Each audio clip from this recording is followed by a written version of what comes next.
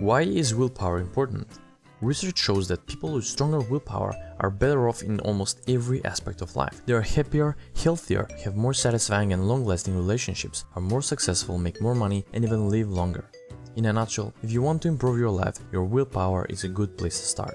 Today we will talk about how our brain reward system works, how focusing on not doing something actually makes us do it, and how our willpower is like a muscle. The more you train it, the stronger it gets. First, understand your brain's reward system. Why do we often feel bad and guilty after satisfying our immediate desires, like buying a new sweater we don't need, or spending a lazy evening in front of the TV? And why do we do it again and again despite knowing better? Because your brain's reward system is not always your friend, and sometimes it leads you in the wrong direction. So what exactly happens in the brain when you crave something? First, you see or smell something you desire, and just that is enough to activate the reward system in the brain. The system releases a neurotransmitter called dopamine, which activates the areas of the brain responsible for attention, motivation, and action. These dopamine releases can be triggered by anything we have associated with feeling good: a 70% off sale sign at the mall, the smell of delicious food, or an attractive face smiling at you.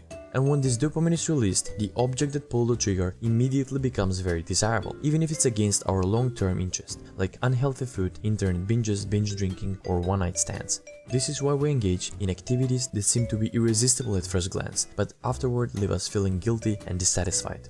Our prehistoric ancestors, however, were not troubled by this reward mechanism. In fact, being attracted to sweet things was to their advantage, as sweet fruit and berries were a crucial part of their diet. Our ancestors were also more free to freely pursue mating partners without modern-day society constraints. But even though this impulsive mechanism isn't as useful in our day and age, it's still there, and we have to make sure it doesn't push us toward unhealthy or unwise choices. So, what can you do? You can actually make this weakness your strength by combining unpleasant tasks with something that gets you dopamine firing. For example, bring your boring paperwork to your favorite cafe and finish it over a delicious cup of hot chocolate. Second, stop actively resisting or thinking about your desires. Here's a challenge. For the next 5 minutes, don't think about white bears. Can you do it? Most people fail in this task. Even though we never usually think about white bears, if you actively try not to think about it, it becomes almost impossible to stop. The same is true for your cravings.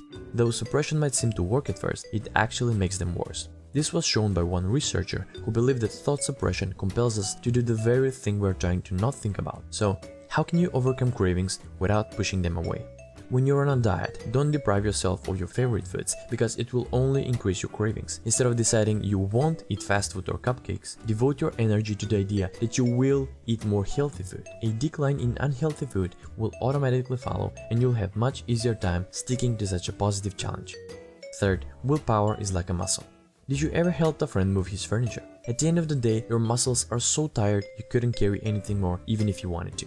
For your willpower, it's just the same. After flexing your willpower muscle too much, you become exhausted and can't control yourself anymore. So if you hit the willpower gym, you could improve the strength of your willpower muscle. So why does overusing your willpower cause you to run out of it? Because every successful attempt to exert self-control draws from the same limited source. This means that resisting a temptation will not only weaken your ability to avoid other temptations, but also prompt procrastination and other willpower failures. And this willpower exhaustion happens all the time. This is because many daily tasks you would not think of as willpower challenges, having to commute, sit through a boring meeting, or choose between 20 brands of shampoo, all draw from our limited daily willpower reserve. Check out my other video called The Paradox of Choice for more info. And just as it's possible to train your arm muscle through weightlifting, it's possible to train your willpower muscle with willpower challenges. By performing small but regular willpower challenges, you can gradually improve your self-control. For example, keep a forbidden candy jar in an easily visible location you're never allowed to touch, no matter how tempting it looks. Practicing often with this small temptation will train your willpower muscle, which will help you cope when it comes to larger willpower challenges. I hope you got out at least one helpful thing that you can apply in your life from this video. If you liked it, leave a thumbs up and feel free to share it with your friends. Anyway, thanks for watching, and I'll see you next time.